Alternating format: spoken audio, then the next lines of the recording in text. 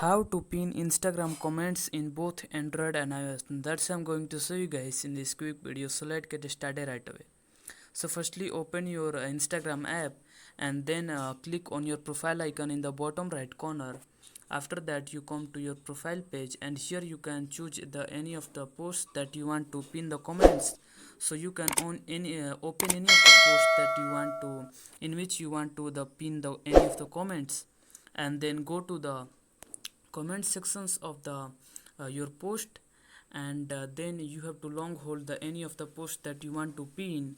And here you can see in the top right corner side, you can see the three options, and in the in the left side of all these options, you can see the pin like button. So when you click on this pin button, then it is saying that pinning comment, and here you can see it is pinned.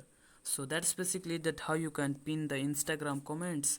If you found this video helpful, please subscribe to my channel and also press the bell icon to get notifications of such new informative video.